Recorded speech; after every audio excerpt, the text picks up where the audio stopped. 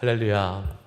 아멘. 우리의 찬양 받기 합당하신 주님, 우리의 예배 받기 합당하신 주님, 그 주님의 이름을 높여드리며 찬양합니다. 아침에 나와서 함께 예배하시는 우리 모두에게 다시 한번 하나님께서 우리에게 풍성하신 은혜와 또 주의 성령을 부어주시기를 소망합니다. 할렐루야. 아멘.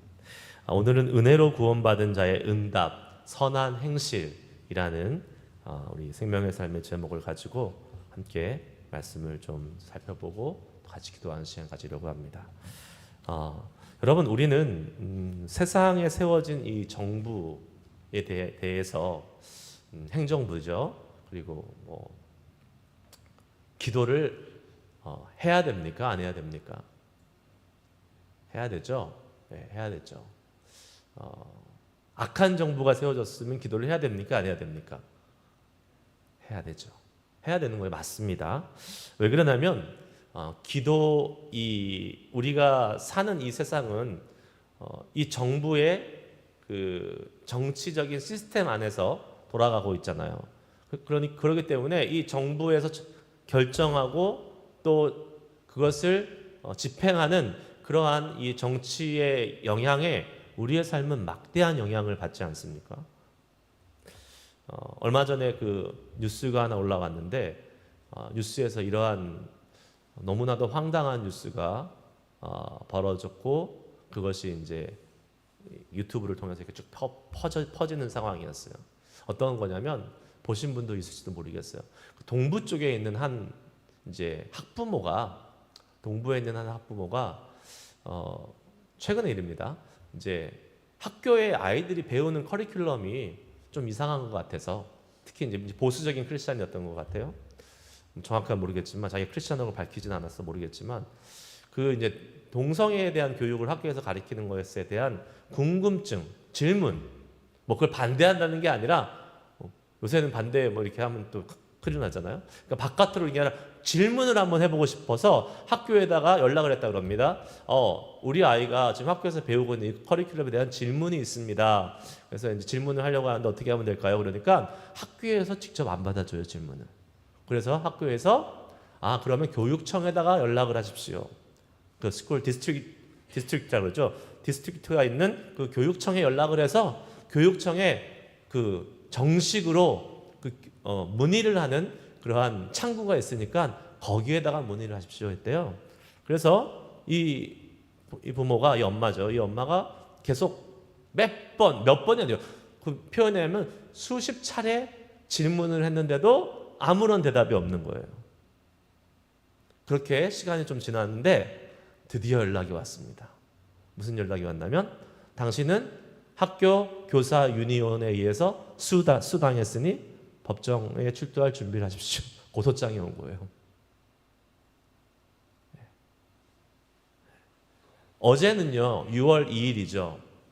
캘리포니아 퍼블릭 스쿨에 무슨 날인지 아십니까? 동성애자의 날이에요. 여러분 퍼블릭 스쿨, 엘리멘터리 스쿨에서 그 프라이드 데이 공식적으로 정했어요. First day of 이렇게 그 프라이드인가 하여튼 그거 있잖아요. 동성애라고는 얘기는 안 하죠 본인들이. 그 날로 정했어요. 어제. 그래서 어제는 초등학교부터 고등학교까지 학교에서 공식적으로 그러한 행사도 있고 그러한 것에 대한 교육도 있고 세미나도 있고 이렇게 자연스럽게 되는 그 시대를 우리가 지금 살고 있습니다, 여러분. 왜요? 그렇게 정했으니까. 나라에서 캘리포니아 스테이트에서 교육청에서 그렇게 정했으니까 그 영향이 그대로 누구한테 와요? 우리한테 오는 거예요. 그래서 여러분 세상의 법률과 정책을 정하고 실행시키는 이 행정부, 입법부, 사법부를 위해서 우리는 기도를 끊이지 않고 해야 되는 거예요. 쉬어서는 안 돼요. 나를 위해서 기도하는 제목만큼 그만큼 더 심각한 그 시리어스를 가지고 우리는 기도해야 되는 것입니다. 안 그러면요 우리의 삶이 어떻게 될지 지금 모르는 상황으로 치닫고 있는 그러한 세상을 살고 있습니다. 구체적으로 기도해야 돼요. 성경은요, 이러한 정치적인 리더들, 이러한 세상의 권세 잡은 자들에 대해서 어떠한 태도를 가져야 될지 분명하게 말씀해 주고 있습니다. 오늘 본문에 의하면. 자, 2절의 마지막 부분을 볼게요. 이렇게 말합니다. 2절을 다 읽을게요. 마지막 부분만 나오는군요. 제가 한번 다 읽어볼게요. 아무도 비방하지 말며 다투지 말며 관용하며 범사의 온유함을 모든 사람에게 나타낼 것을 기억하게 하라. 앞에 여러 가지 말들이 나왔습니다. 1절부터 시작하면 복종하며 순종하며 모든 선한 일을 행하기에 준비하게 하며 아무도 비방하지 말며 다투지 말며 관용하지 말며 범사의 온유함을 모든 사람에게 나타낼 것을 기억하게 하라. 저는 이것을 이렇게 해석했어요. 앞에 수많은 여러 가지 많은 그러한 믿는 사람들이 세상의 정부와 권력자에 대해 가져야 되는 태도가 있죠. 그런데 그것의 결론은 뭐예요? 온유함을 모든 사람에게 나타낼 것을 기억하게 하기 위해서. 즉, 믿는 사람들의 온유함을 통해서 이 세상을 향한 태도를 보일 수가 있다는 겁니다. 자, 우리는요, 아까 말씀드렸듯이 기본적으로 악한 정부든 선한 정부든 하나님의 주권 가운데 세워졌다는 것을 인정해야 됩니다. 믿어야 됩니다. 자, 기본적으로요, 하나님이 허락하지 않으시면 이분 악한 정부라도, 심지어 못되고 악한 정부라도 세워질 수는 없는 것입니다. 하나님의 허락하심 가운데 세워지는 거예요. 자, 우리가 여러분 알 수 없는 거예요. 악한 정부라고 세워졌는데 하나님이 그 악한 정부를 사용하셔서 하나님의 선한 일들을 이루시는 일도 있습니다. 반대로 우리의 보기에 선한 정부라고 세워진 것 같은데 이 선한 정부가 타락해서 악한 일을 행하는 경우도 있습니다. 모르는 거예요. 하나님이 어떻게 일하실지 아무도 속단할 수 없는 것입니다. 제가 종종 말씀드리잖아요. 우리가 성경의 역사를 통해서도 하나님이 이방 왕을 통해서 이스라엘 백성들에게 하나님의 일들을 이루어 가시는데 사용받았던 하나님을 모르는 이방 왕들이 있었어요. 고레스 왕 같은 대표적인 사람들. 그렇다고 여러분, 우리가 그러면 악한 정부도 뭐 하나님이 세우신 거니까 악한 정부가 하는 일에 대해서 우리는 다 순응하고 침묵해야 된다? 그래요? 아니죠. 그건 아닙니다. 기본적으로 하나님의 주권을 인정을 하되 여기 1절에 뭐라고 나와요? 복종하며 순종하며 모든 선한 일을 행하기를 준비하게 하며. 하나님이 세우신 정부에 대해서 복종하고 순종하는 이 하나님의 주권을 인정하되 어느 때요? 모든 선한 일을 행하기를 준비하게 하며. 그러니까 하나님의 이 선한 일을 행하는 전제하에서, 그것을 향해서 나아가는 전제하에서 복종하고 순종하는 것입니다. 똑같죠? 우리 바울서 신에서 그런 말씀 또 하잖아요. 주 안에서 내 부모를 공경하라, 순종하라 하는데, 그러면 부모가 하나님을 믿지 마라, 교회 가지 마라, 이 말에 순종해야 됩니까? 아니잖아요. 같은 원리입니다.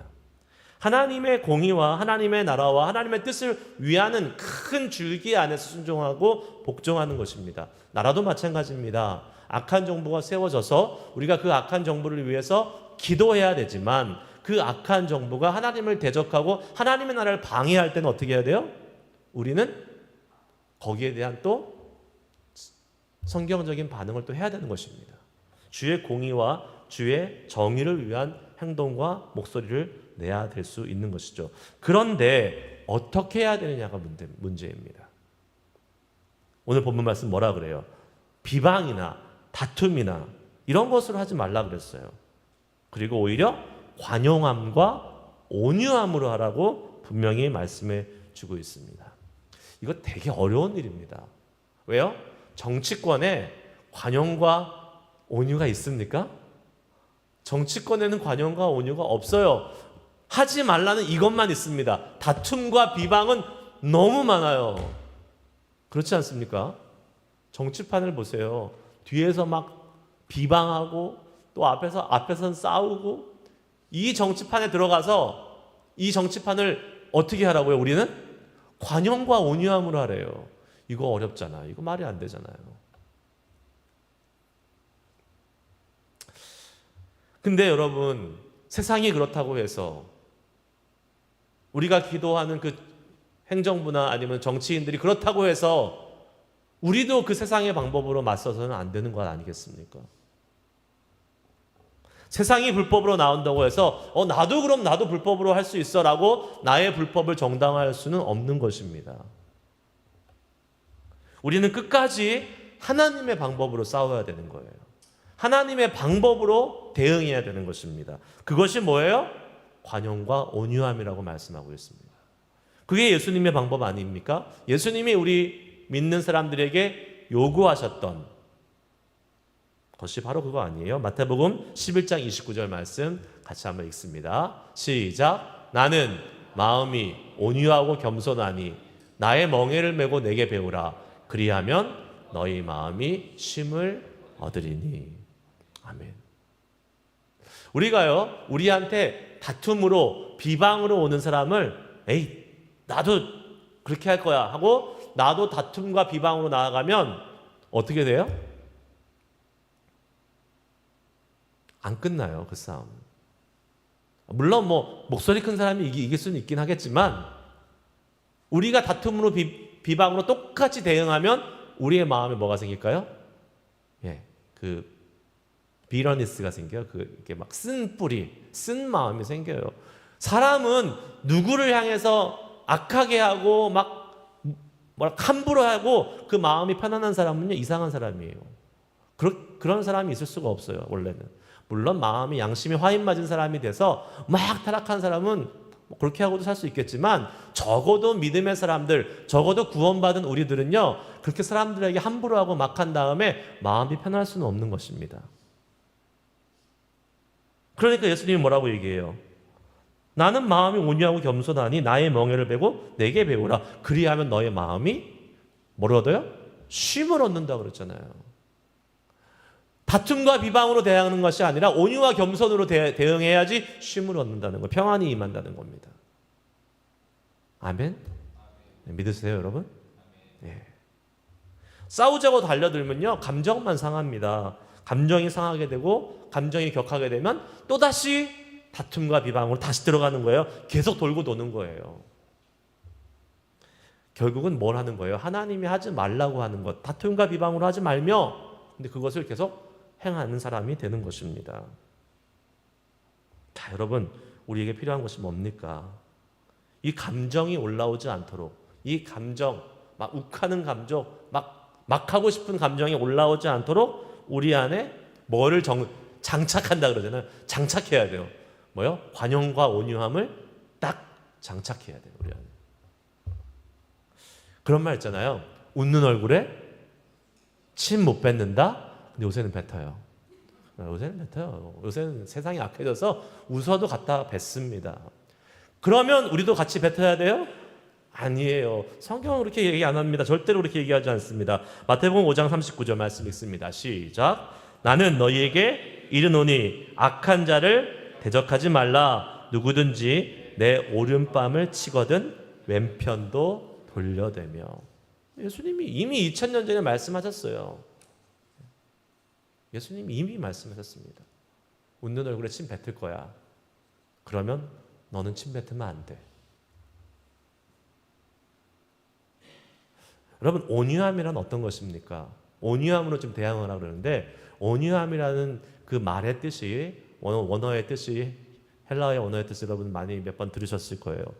우리가 힘이 있는데, 엄청난 힘이 있는데, 마치 그 야생마를 데려다가 훈련을 딱 시켜서 딱 이제 경주할 수 있는 경주마로 딱 훈련시켜 놓은 상태, 그게 온유함이라 했잖아요. 그게 온유함이라는 말의 뜻이에요. 성경에서 말하는 온유함.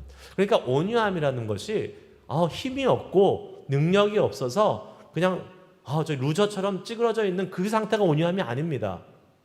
온유함은요, 얼마든지 내가 대응할 수 있고 내가 얼마든지 싸우고 얼마든지 제압할 수 있지만 그것을 어떻게 한 거예요? 컨트롤되어 있는 거예요. 뭘로요? 성령 안에서 주님의 능력으로 딱 절제되어 있는 사람이 온유한 사람인 겁니다. 온유를 잘못 알면 안 돼요. 온유는 내가 힘이 없어가지고 그냥 이렇게 막 세상 사람들에게 무시당하는 게 온유가 아닙니다.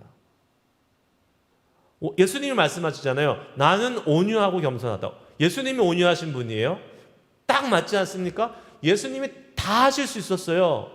자기를 비방하고 자기를 모욕하고 조롱하는 사람을 단번에 제압하실 수 있는 분이 예수님이셨잖아요. 근데 예수님 하셨어요? 안 하셨어요? 안 하셨어요. 컨트롤.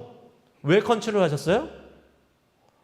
더 큰 사명이 있기 때문에 십자가에서 못 박히셔서 온 인류를 구원하셔야 된 더 큰 대사명이 있었기 때문에 그러한 비방과 그러한 조롱과 모욕쯤은 그냥 다 컨트롤. 마음에 막 얼마든지 그 마음에 예수님도 감정이 있으셨겠죠. 육신의 몸으로 오셨으니까 욱하실 수 있었겠죠. 근데 컨트롤 하신 거예요. 온유함으로. 그게 온유한 것입니다. 절제된 힘이 있기 때문에 인내할 수 있는 거죠. 이것이 예수님의 모습이고 우리 주님의 모습인 것입니다. 하나님의 성품이에요. 우리가 하나님을 닮아간다고 할 때에는 여러 하나님의 성품이 있지만 저는 가장 먼저 우리가 앞에 놓고 가야 될 그리스도인들의 하나님을 향한 성품에 닮아가는 모습 중에 하나는 제일 처음에 있어야 될 것 중에 하나는 온유함이라고 생각을 합니다. 이 온유함이 없어서 많은 문제들이 생겨나는 것입니다. 베드로후서 3장 9절 말씀 같이 한번 읽어보도록 하겠습니다. 시작. 주의 약속은 어떤 이들이 더디다고 생각하는 것 같이 더딘 것이 아니라 오직 주께서는 너희를 대하여 오래 참으사 아무도 멸망하지 아니하고 다 회개하기에 이르기를 원하시느니라. 아멘. 주께서는 오래 참으사 아무도 멸망하지 않고 다 회개하기에 이르기를 원하신다. 이 주님의 온유함이 없다면 우리는요, 하나님께서 우리가 죄질 때마다 그때마다 하나님 욱해. 또 죄를 졌어? 그래서 하나님이 하나님의 욱하는 심정대로 계속 우리한테 대하신다고 생각해 보세요. 여기 있을 사람 아무도 없죠. 다 죽었죠, 벌써. 나는 온유하고 겸손하다. 주님이 말씀하시지 않습니까? 그것이 우리가 갖춰야 될, 우리 믿는 사람들이 배워야 될 주님의 모습인 줄 믿습니다. 근데 그게 마음대로 안 되잖아요. 그게 문제죠. 그게 그 온유함과 겸손함보다 그 셀프 컨트롤된 그런 능력보다 오히려 내 감정이 더 많이 앞서기 때문에 우리가 참 실수도 많이 하고 또 어려움도 많이 겪는 것 같아요. 그런데 그러한 실수와 그러한 나의 그런 그 감정이 앞서면서 이 온유함을 행하지 못하게 하는 이것을 그나마 조금씩 제어하고 또 이렇게 좀 이렇게 잘 다스리면서 더 온유함이 내 안에서 더 많이 나타나게 할 수 있는 방법이 오늘 말씀에 기록되어 있습니다. 그게 뭡니까? 뭐예요? 우리가 전에 어떠한 사람이었는지를 기억하는 것입니다. 3절 말씀 읽습니다. 시작. 우리도 전에는 어리석은 자요, 순종하지 아니한 자요, 속은 자요, 여러 가지 정욕과 행락에 종노릇한 자요, 악독과 투기를 일삼는 자요, 가증스러운 자요, 피차 미워한 자였으나. 아멘. 우리가요, 여러분, 특히 이제 믿음의 사람이 되고 하나님의 의를 알고 우리도 이제 의인이 되었죠. 하나님의 그 은혜로 말미암아 의인이 되어서 선악을 분별하고 뭔가가 공의롭고 좋고 하나님의 것이고 그렇지 않은 것을 이제 보게 됩니다. 그럴 때 우리 안에 뭐가 생겨요? 그렇지 않은 불의한 것을 보게 되고 악한 사람들을 보게 되고 그럼 우리 안에 뭐가 생겨요? 정의감이 생기잖아요. 막 이렇게 의로운 그 뭐라 그러죠? 단어가 생각 안 나네요. 하여튼 정의감이 생깁니다. 거룩한 분노 이게 막 생겨납니다. 저렇게 하면 안 되는 거야. 특히 이제 뭐 예를 들면 우리가 신앙생활 할 때 우리 안에서 그런 모습들이 더 많이 보일 수 있어요. 뭐 믿지 않는 사람이면 그렇다 치고, 믿는 사람이면 어떻게 그럴 수 있어? 신앙생활 20년, 10년 했다는 사람이 어떻게 그럴 수 있어? 막 이러한 이제 거룩한 분노, 자기는 그렇게 생각하는 거예요. 나름대로 거룩한 분노가 막 생겨나서 의분이라는 거죠. 그것으로 사람을 막 판단하고 정죄하고 심지어 대면합니다. 그런데 그거 하나님이 원하시는 모습이 아니라는 거예요. 뭐예요? 온유하고 겸손하고. 온유하라잖아요. 맞서가지고 너 그렇게 하면 안 돼. 믿는 사람이 왜 그렇게 하는 거야? 막 하고 막 쏴붙이면 안 된다는 겁니다.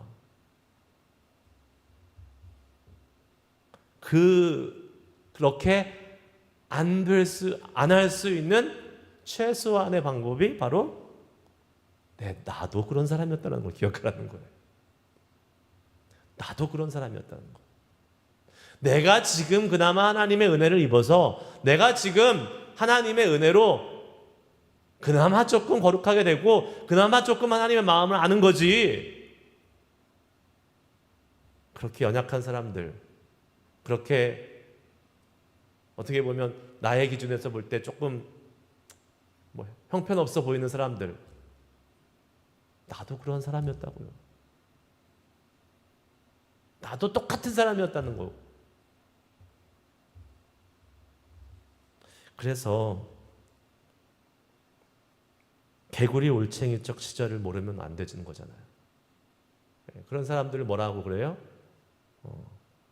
그러니까 자신이 얼마나 과거에 형편없었고 별 볼 일 없었는지 모르고 막 날뛰는 사람들 보면 그렇게 얘기하잖아요. 개구리 올챙이적 생각 못하네. 이렇게 얘기 많이 하잖아요, 우리. 딱 그런 거예요. 만약에 내가 연약한 사람들, 좀 이렇게 잘 못하는 사람들, 수준에 올라오지 못하고 있는 사람들 향해서 가가지고 막 화를 내고 막 그렇게 하면 안 된다고 막 성질을 부리고 이러면 그거는 진짜 개구리 올챙이적 생각 못하는 거예요. 어떻게 해야 돼요? 온유하게 해야 돼요. 온유하게. 예수님처럼 오래 참으사 모든 사람들이 회개하여 구원받기를 원하시는 예수님의 마음으로 대해야 됩니다. 참아줘야 돼요? 안 참아줘야 돼요? 참아줘야 돼요. 참아줘야 돼요. 저는 많이 참고 있을까요? 안 참고 있을까요? 별로 안 참아요. 네. 저는 예수님이 아니라서 그렇게 못 참아요. 저는. 하지만 참으려고 노력을 하죠.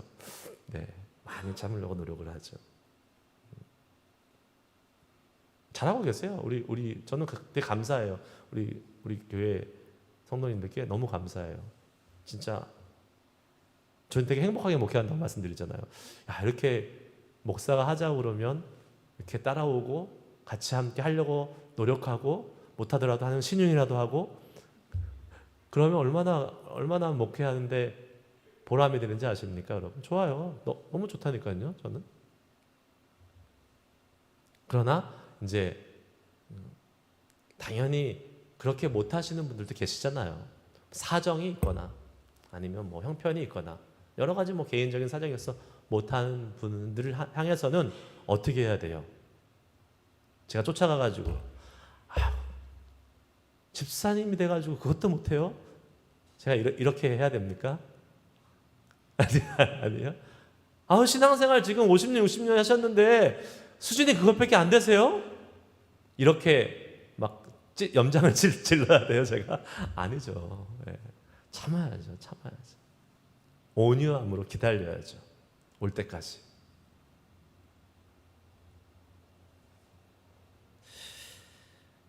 여러분, 우리가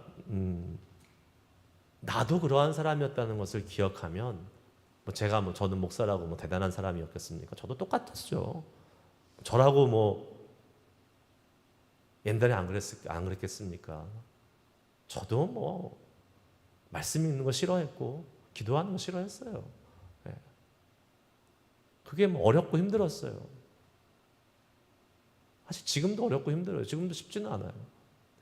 예. 계속 우리는 주님이 부르시는 그날까지 계속 훈련받고 연단받는 거 아니겠습니까? 내일 우리가 이제 제자에 대해서 저희가 말씀을 나누는데 여러분 제자는 평생 제자가 되어가는 거지 어느 순간 제자가 딱 되는 건 아니잖아요. 제자가 됐어도 우리가 주님이 부르시는 그날까지 제자로 양육받는 겁니다. 계속 훈련받는 거예요. 연세 많으신 우리 권사님, 집사님, 장로님들 이제 나 60, 70, 80 됐으니까 끝났어. 아니요, 안 끝났어요. 주님 부르실 때까지 안 끝났어요. 아직 멀었어요. 계속 가는 거예요. 계속 훈련받고 가는 거예요. 주님 앞에서. 여러분, 우리 안에 온유함이 있으려면 우리 안에 뭐가 있어야 돼요? 예수님이 풍성하셔야 돼요. 예수님이 온유하시다고 하셨으니까 그 예수님의 온유함이 가득 채워질 때 우리 안에 그 온유함이 나타날 수 있습니다. 4절에서 7절 말씀을 한번 읽어봅시다. 오늘 본문 말씀 4절에서 7절 말씀 다시 한번 같이 읽습니다. 시작. 우리 구주 하나님의 자비와 사랑하심을 나타날 때에 우리를 구원하시되 우리가 행한 바 의로운 행위로 말미암지 아니하고 오직 그의 긍휼하심을 따라 중생의 씻음과 성령의 새롭게 하심으로 하셨나니 우리 구주 예수 그리스도로 말미암아 우리에게 그 성령을 풍성히 부어주사 우리로 그의 은혜를 힘입어 의롭다 하심을 얻어 영생의 소망함을 따라 상속자가 되게 하려 하심이니라. 아멘. 우리는 이 주님의 은혜를 잊지 말아야 됩니다. 우리의 의로운 행위로 구원받은 사람이 아무도 없잖아요. 우리의 뭔가 하나님을 향한 대단한 어떤 공로와 행위와 자격이 있어서 구원받은 사람이 아무도 없잖아요. 하나님의 은혜로 구원받은 것입니다. 그 하나님의 은혜를 잊지 않으면, 그 하나님의 은혜가 살아있으면 그런 실수들, 그런 감정에 따라서 행하고 막 사람들을 판단하고 정죄하는 일이 안 생겨요. 왜요? 내가 은혜 받은 사람인데 내가 어떻게 그러한 판단하고 정죄할 수 있는 자격이 없다고 생각할 수밖에 없습니다. 그것은 누구한테 있는 거예요? 주님한테밖에 없는 거예요.